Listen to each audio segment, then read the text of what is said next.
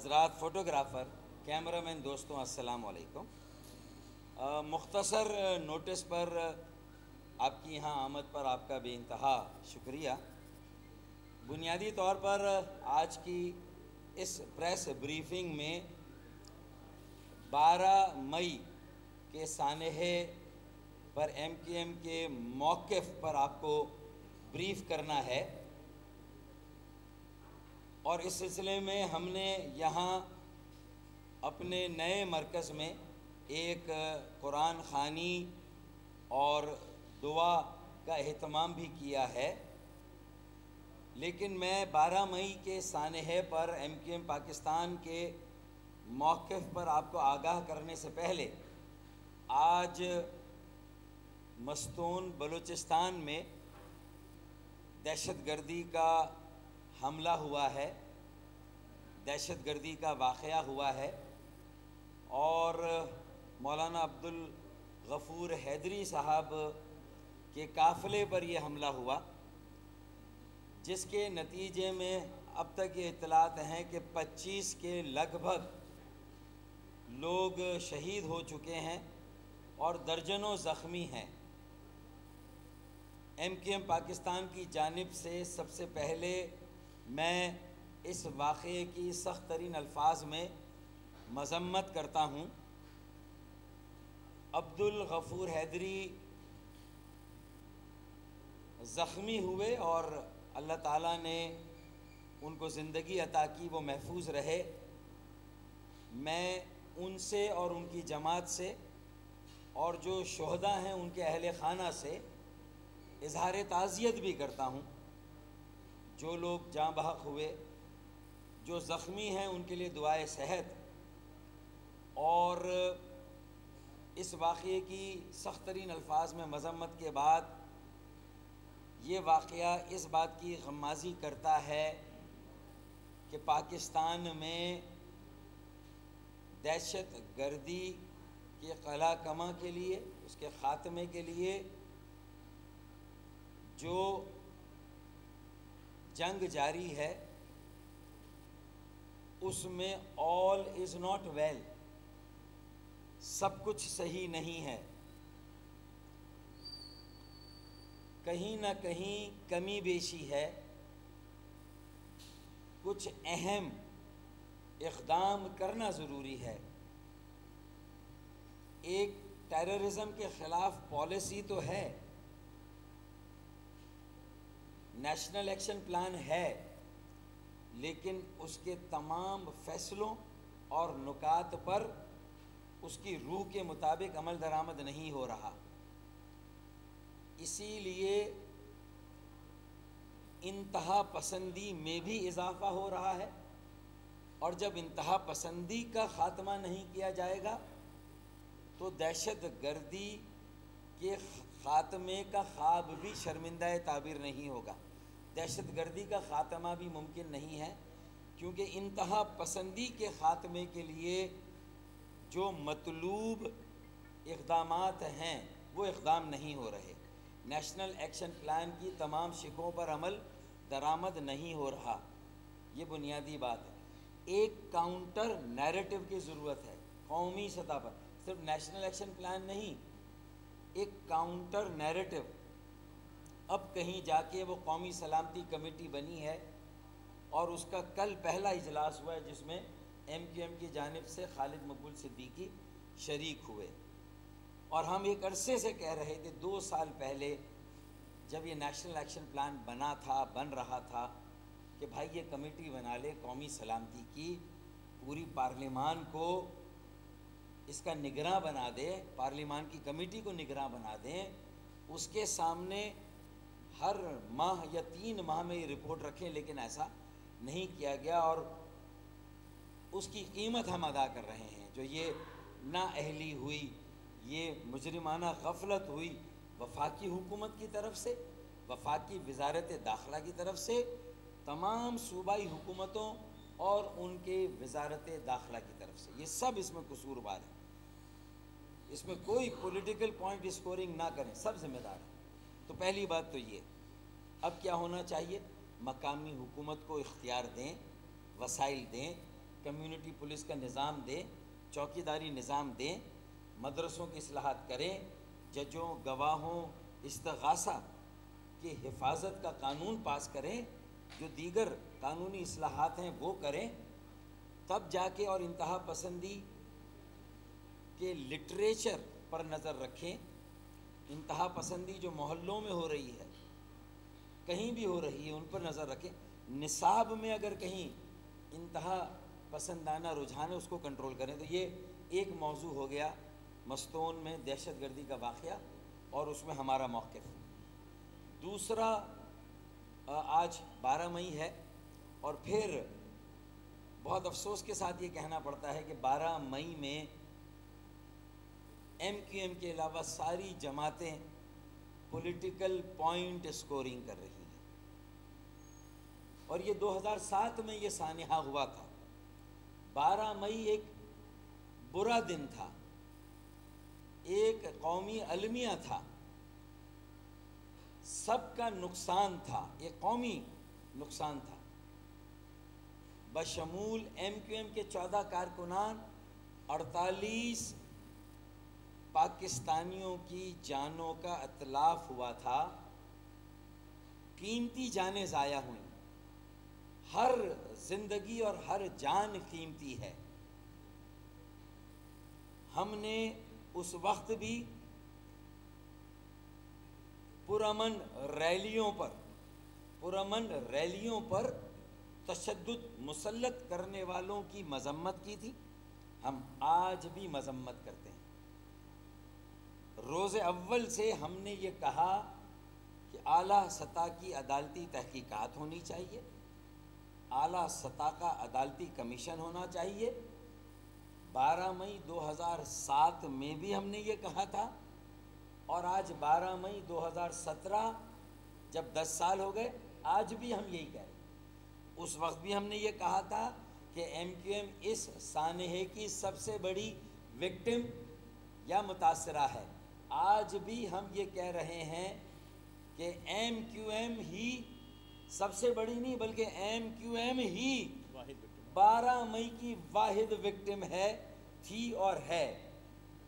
ہم ہی متاثرہ ہے، ہماری ہی سیاسی ساکھ کو نقصان پہنچانے کے لیے پرامن ریلیوں پر تشدد مسلط کیا گیا۔ اور آپ کے علم میں یہ ہے کہ ایم کیو ایم کی ریلی کو میں لیڈ کر رہا تھا، گرو مندر سے آگے ہم نکل چکے تھے، اور ہمیں اطلاع ملی 1 بجے کے قریب کہ پیچھے پٹیل پاڑا کے قریب ہماری ریلی پر فائرنگ ہوئی۔ ہماری ریلی میں ہماری بہنیں، بیٹیاں، ہماری مائیں، بزرگ سب شامل تھے۔ میری بہن اس میں تھی، میری والدہ اس میں تھی، ہم پورے خاندان کے ساتھ باہر آئے تھے۔ تو جب پٹیل پاڑا پہ فائرنگ ہوئی تو میرے 4 کارکنان موقع پر شہید ہو گئے، درجنوں زخمی ہو گئے۔ اور جب خون ریزی کا یہ واقعہ ہوا، اور یہاں سے آغاز ہوا خون ریزی کا، تو مختلف ٹولیوں میں شرپسند مختلف پلوں پر، فلائی اوورز پر موجود تھے، ان کا بھی جہاں جہاں بس چلا انہوں نے بھی قتل عام شروع کیا، اور 48 بے گناہ پاکستانیوں کو شہید کیا گیا، بشمول ایم کیو ایم کے 14 کارکنان۔ ہمیں صرف یہ کہنا ہے کہ 10 سال بعد بھی اگر یہ صرف تاثر اور پروپیگنڈے پر ہی سیاست کرنی ہے تو یہ انصاف کی دھجیاں اڑانے کے برابر ہے، یہ انصاف کا مذاق اڑانے کے برابر ہے۔ انصاف کے تقاضے یہ کہتے ہیں 48 مقتولین اور شہداء کے لواحقین کے ساتھ انصاف ہو، ان شہداء کے ساتھ انصاف ہو، اور جو قاتل ہیں، سازشی ہیں، وہ انصاف کے کٹہرے میں کھڑے ہوں۔ یہ ہمارا کل بھی مطالبہ تھا، آج بھی ہے۔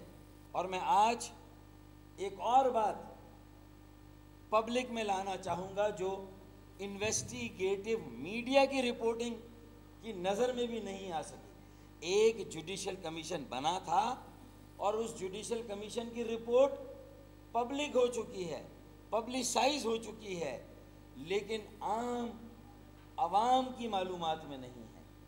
میں یہ مطالبہ کروں گا کہ اس رپورٹ کو بھی فی الفور مشتہر کیا جائے، عوام کی معلومات میں لایا جائے، لوگوں کو اس رپورٹ تک رسائی دی جائے، اور اگر اس رپورٹ یا تحقیقات سے کراچی کی سیاسی برادری کے مختلف فریق مطمئن نہیں ہے تو میں ان کے ساتھ کھڑا ہوں پھر یہ مطالبہ کرنے میں کہ ایک اور تحقیقاتی عدالتی کمیشن بنایا جائے۔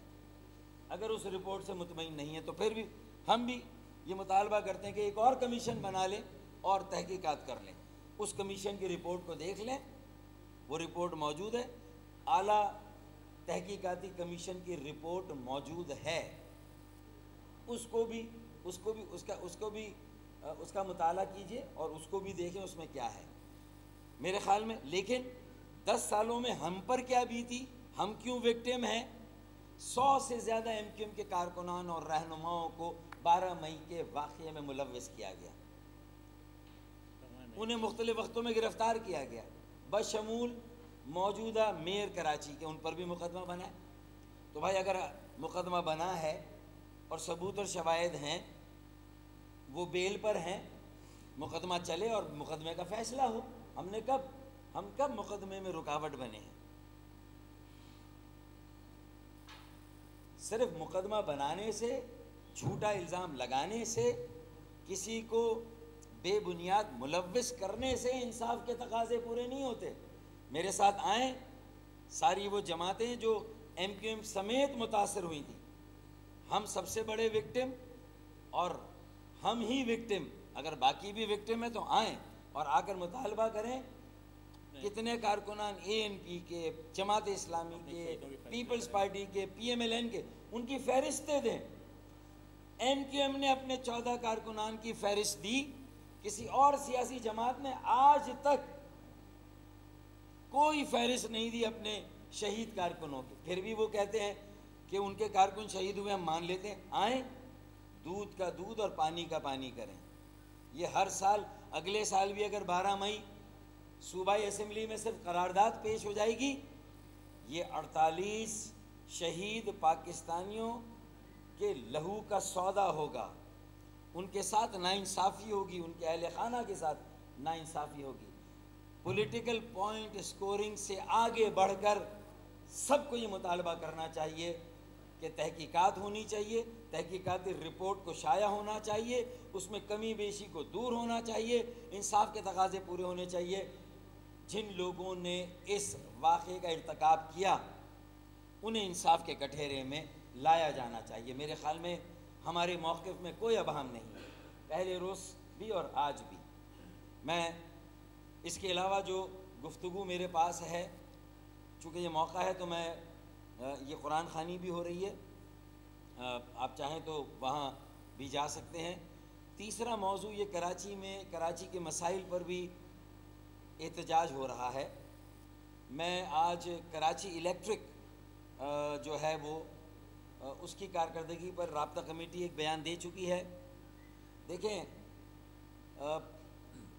24 گھنٹے اگر ڈیفنس کے علاقے میں وہاں لائٹ نہ ہو جہاں 100% بل دیے جاتے ہیں، اور کے الیکٹرک کا یہ دعویٰ ہے کہ ڈیفنس اور کلفٹن کے علاقے وہ زون ہیں کہ جہاں لوڈ شیڈنگ نہیں ہو رہی۔ سوسائٹی میں اس سے بتا رہا ہوں کہ وہاں سوسائٹی ہے، گلشن اقبال ہے، نارتھ ناظم آباد ہیں، یہ علاقے اس زون میں ہیں کہ جہاں کوئی لوڈ شیڈنگ نہیں ہونی چاہیے، لیکن وہاں 24 گھنٹے اگر بن قاسم کا پلانٹ فیل ہوا تو اس میں بجلی استعمال کرنے والوں کا کوئی قصور نہیں ہے، یہ سارا کا سارا کے الیکٹرک کا قصور ہے، یہ کے الیکٹرک کی نااہلی ہے۔ کے الیکٹرک کو کراچی کے صارفین کی داد رسی کرنی ہوگی، اور کے الیکٹرک سے زیادہ ہمارا شکوہ نپرا سے ہے، جس نے بہت سارے معاملات میں کے الیکٹرک کو چھوٹ دی ہوئی ہے۔ لوگ کے الیکٹرک کو تو ہدف تنقید بناتے ہیں، وفاقی حکومت اور اس کا ریگولیٹری ادارہ نپرا کہاں پر ہے؟ اگر مبالغہ آمیز بل آتے ہیں، آسمان سے باتیں کرتے ہوئے ہوش ربا بل آتے ہیں، تو نپرا کہاں ہے؟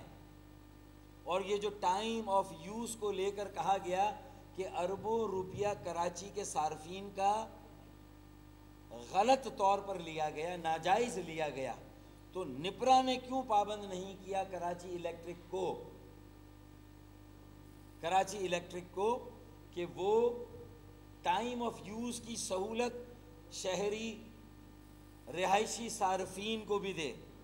ٹائم آف یوز کی تو مبالغہ آمیز بلنگ ایک مسئلہ، وقت بے وقت لوڈ شیڈنگ دوسرا مسئلہ، اور تیسرا مسئلہ یہ ٹی او یو کی سہولت کا نہ دیا جانا،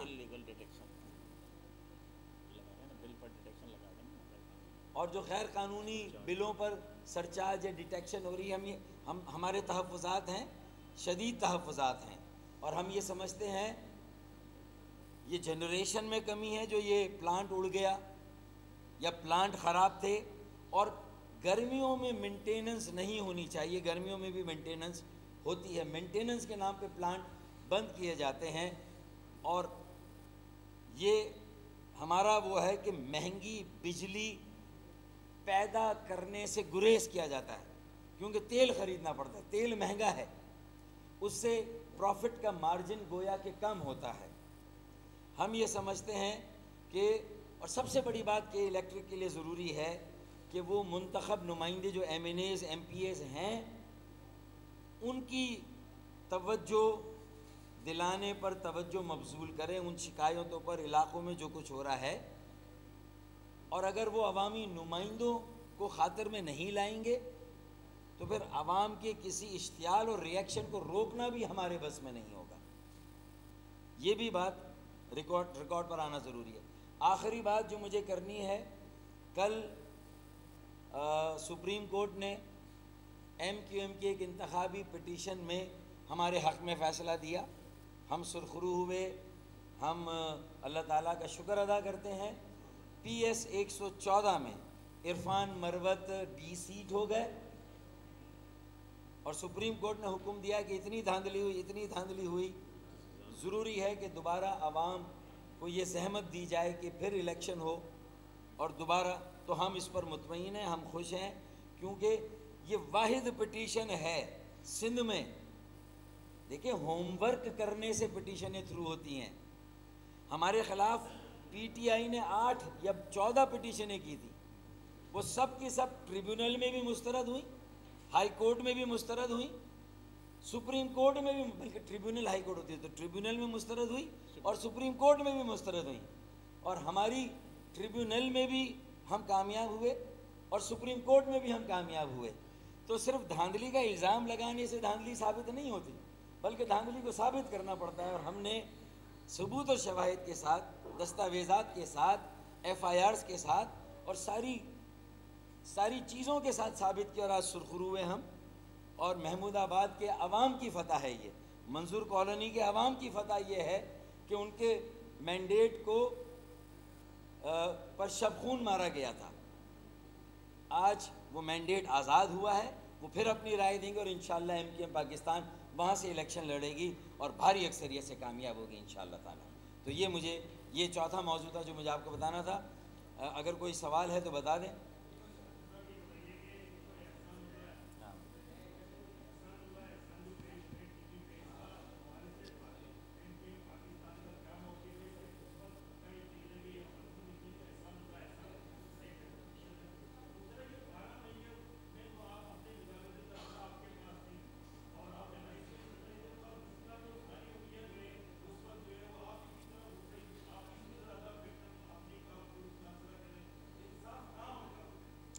میرے خیال میں دنیا کی فلم انڈسٹری میں جو سماجی حقائق دکھائے جاتے ہیں اس میں بھی اگر آپ دیکھیں تو عموماً جن پر الزام لگتا ہے وہ بے گناہ ہوتے ہیں اور اصل کرنے والے کچھ اور لوگ ہوتے ہیں۔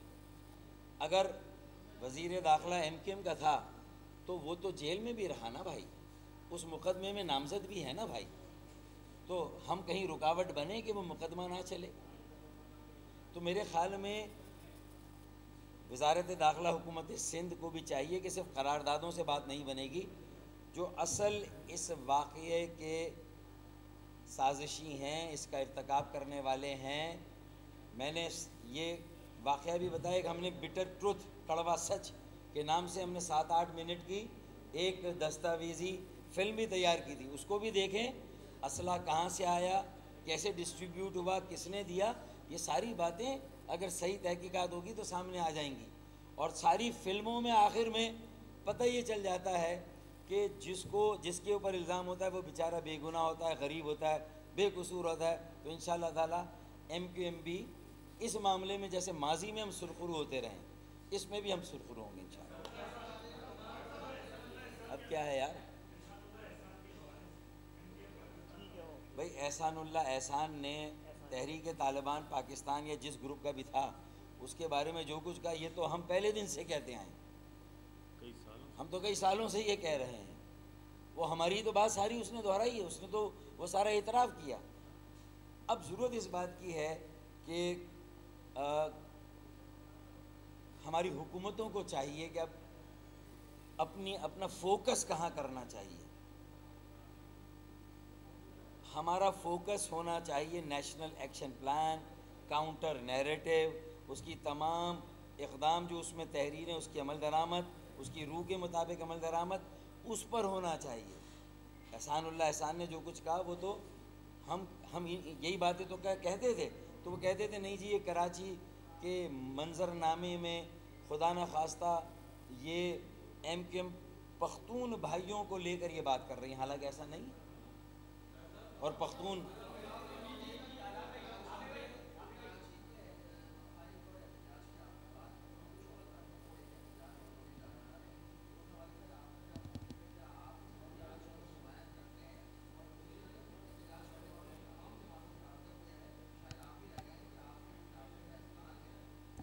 یہ ابھی آؤٹ آف کورس ہے یہ سوال, اس کو اگلی پریس کانفرنس میں شامل کل کر لیں گے. اس میں جانے ایمان سے یاد ہے.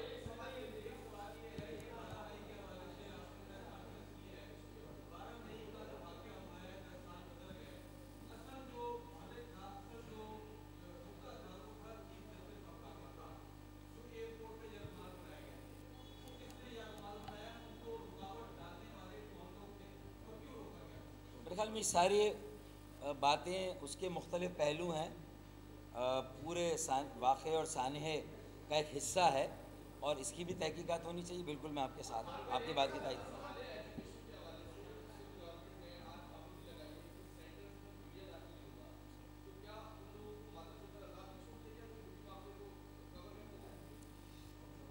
میں یہ سمجھتا ہوں کہ ہم تو ایک ایک کر کے سارے الزامات سے بری ہو رہے ہیں. ہمارے لیے تو یہ جو کچھ ہو رہا ہے بلیسنگ ان ڈسگائز ہے. طلبہ طالبات کو تکلیف پہنچ رہی ہے, ان کے ساتھ جو کچھ ہو رہا ہے, کہ اگر کوئی ایک طالب علم بھی نقل کر رہا ہے یا جھوٹی شکایت بھی آتی ہے تو پورے مرکز میں امتحان کو روک دیا جاتا ہے. یہ بھی ظلم ہے, یہ بھی ناانصافی ہے. اور اب آپ کا میڈیا بھی دکھا رہا ہے کہ اصل میں کراچی کی چیٹنگ مافیا میں کون کون لوگ ملوث ہیں. ہم تو بری ہو رہے ہیں بھائی, ماضی میں یہ سارے الزامات ہم پر لگتے رہیں.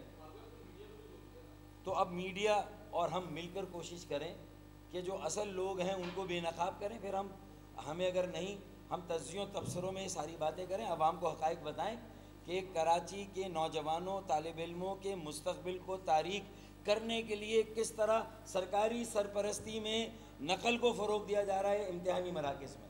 یہ میں اس عمل کی, اور جو یہ جو نااہلی ہے حکومت کی, اور جو حکومت خود اس میں در پردہ صوبائی حکومت شامل ہے کہیں نہ کہیں, ہم مذمت کرتے ہیں. یہ نوجوانوں جو اہل قابل نوجوان ہیں, جو پڑھنا چاہتے ہیں, محنت سے آگے بڑھنا چاہتے ہیں, میرٹ پر آگے بڑھنا چاہتے ہیں, یہ میرٹ کو قتل کیا جا رہا ہے. بہت شکریہ یار, نکلنے دیں, وہ تو بتا دیا بالکل. میرے خیال میں اس موضوع پر میں نے بات کر لی ہے, میں نے جواب دے دیا. بہت شکریہ.